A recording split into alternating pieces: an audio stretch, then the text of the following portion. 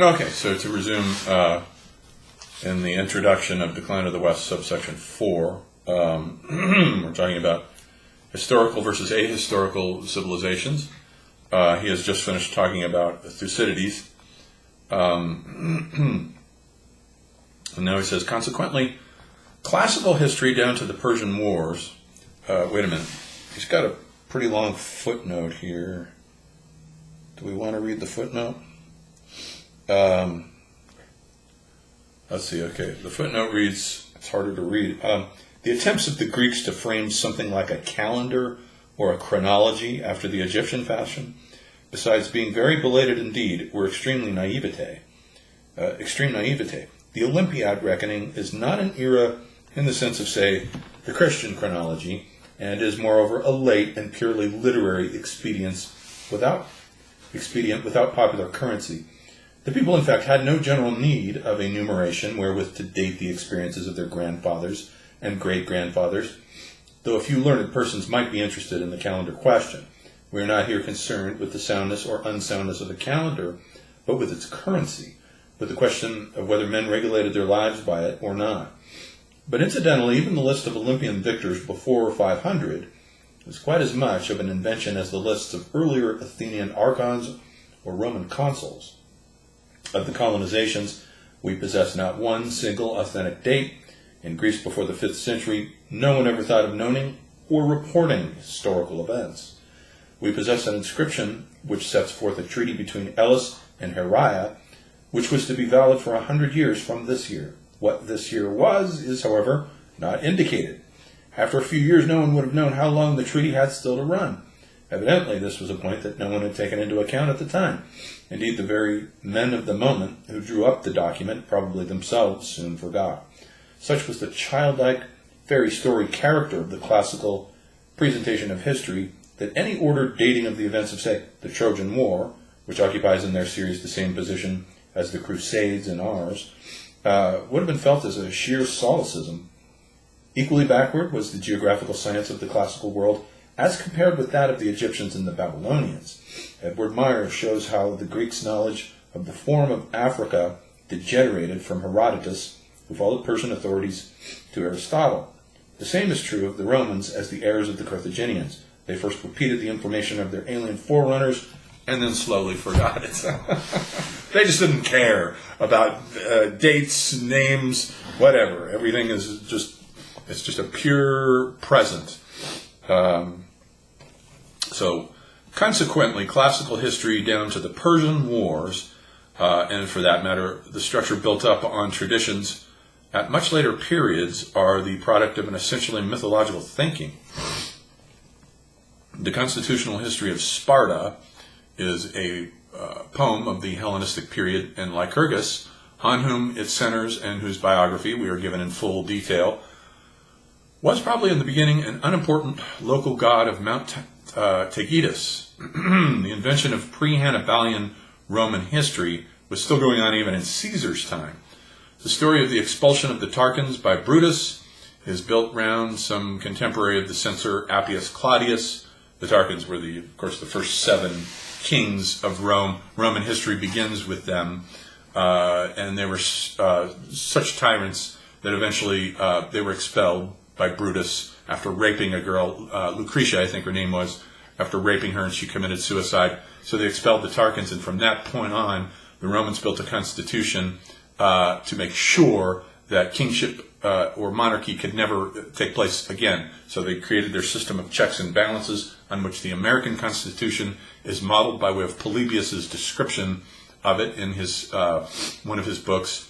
And they had 2 presidents, consuls, they called them, and they could check each other's powers, except in the case of a state of emergency, when one of them could assume the powers of a dictator and give commands. And in that case, checks and balances were out the door.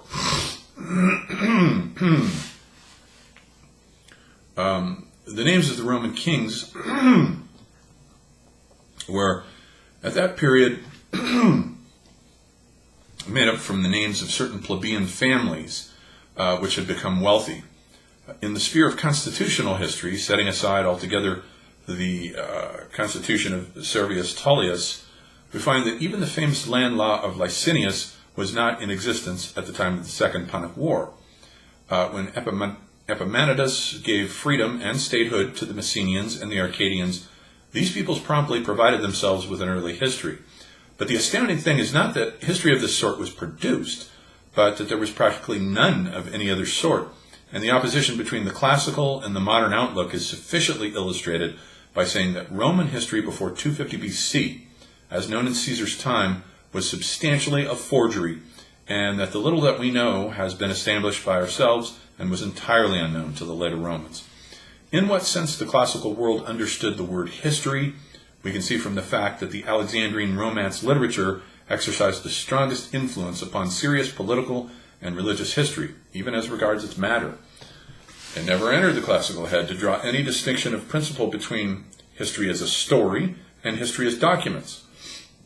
When, towards the end of the Roman Republic, Varro set out to stabilize the religion that was fast vanishing from the people's consciousness, he classified the deities whose cult was exactly and minutely observed by the state into certain and uncertain gods, i.e., into gods of whom something was still known, and gods that, in spite of the unbroken continuity of official worship, had survived in name only.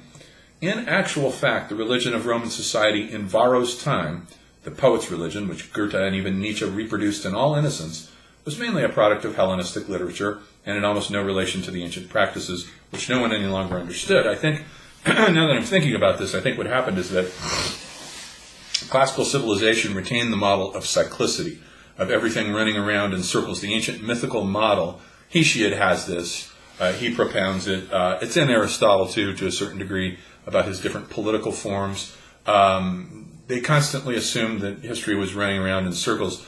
I think that Virgil, in his fourth eclogue, has this idea that the stars are aligned in such a way as to produce a new age, coming all the way back to the Golden Age, starting up all over again. With Hebrew civilization, I think the Hebrews introduced a time consciousness. Spengler doesn't say much about the Hebrews in this book. I think it's one of the failings of the book. He doesn't really take that culture into account. But they introduced this idea of history as a one-shot arrow, or at least they've taken it from the Persians, from the Zoroastrians, who may have been the first actually to introduce it. They might have picked it up from them. But either way, they introduced the idea that everything that happens is significant historically and non-repeatable.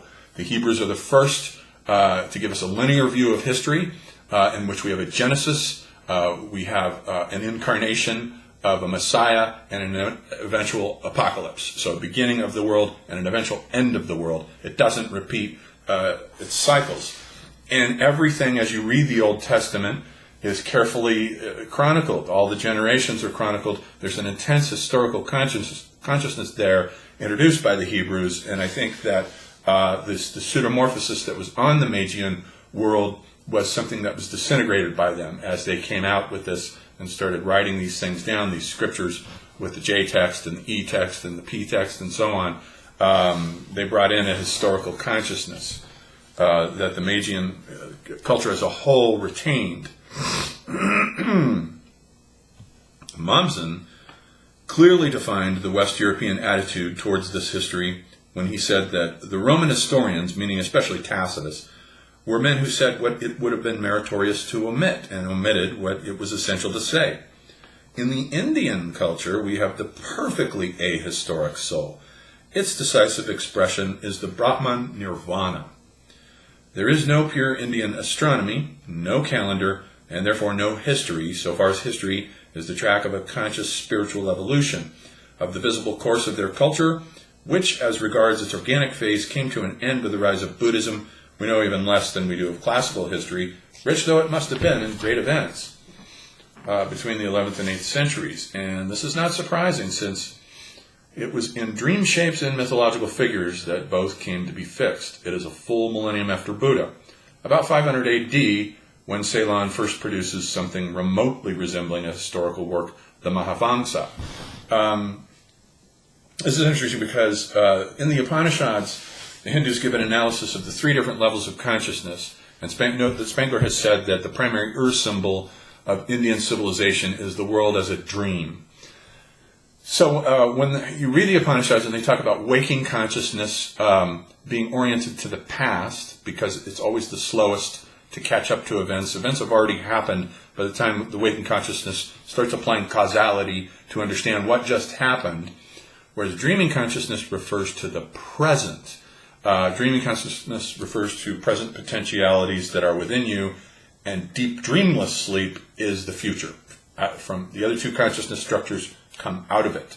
And so it's appropriate that if the world as a dream, boy, my congestion tonight is killing me. If the world as a dream is their primary view, and if you look at all the eyes on the statues of Hindu sculpture, they're always closed. To them, the world doesn't exist. They're locked in a dream state, and they're living in a pure present that's even more pure of a present than, I think, the classical present, which is why we don't know the dates of much of their stuff. The Mahabharata dates vaguely somewhere between 400 BC and 480. We're not sure where to put it. Same thing with the Ramayana. All kinds of dates are very difficult to track down in Hindu culture. They just didn't keep track of anything. So Spengler's right about this, that each culture has a bias with regard to history and historical knowledge. We assume in the West that everything is historical because that's our orientation, which we project onto other cultures. Other cultures don't have that same orientation to the world. So then we have the world consciousness of Indian men was so ahistorically built that it could not even treat the appearance of a book written by a single author as an event determinate in time. What I just said. Instead of an organic series of writings by specific persons, there came into being gradually a vague mass of texts into which everyone inserted what he pleased. This is why the Mahabharata is so long. It's 18 volumes long, the world's biggest epic, simply because there's no single author. There's a tradition that the author was Vyasa, I believe it was. That's just a convention, though. Pundits would come along and insert stories here, insert them there, and everywhere, and pretty soon it would just keep growing with a snowball effect. They would just keep vaguely adding stories. No one knew who was adding what or where, and it just sort of grew in this dreamlike organic mass of stories to become the world's largest epic.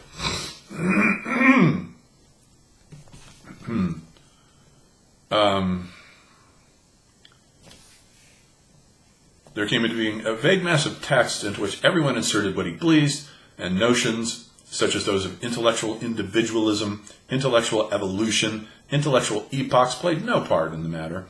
It is this anonymous form that we possess, the Indian philosophy, which is at the same time all the Indian history that we have, and it is instructive to compare with it the philosophy history of the West, which is a perfectly definite structure made up of individual books and personalities. In the West, we know everyone who wrote every single work. They're always associated with a name. We know every name of every person who wrote every book. In India, they just didn't care. They had no such conception of individuality. They didn't care. Indian man forgot everything, but Egyptian man forgot nothing. Hence, while the art of portraiture, which is biography in the kernel, was unknown in India, in Egypt, it was practically the artist's only theme. As I said, along with the invention of autobiography, they did lots of portrait statues of specific real individuals. The Indians did not. All their statues are of archetypes. The Buddha, Vishnu, Brahma, Shiva, they're all archetypes. There are no portrait statues whatsoever. The Egyptian soul, conspicuously historical in its texture and impelled with primitive passion towards the infinite, perceived past and future as its whole world, and the present, which is identical with waking consciousness, appeared to him simply as the narrow common frontier of two immeasurable stretches.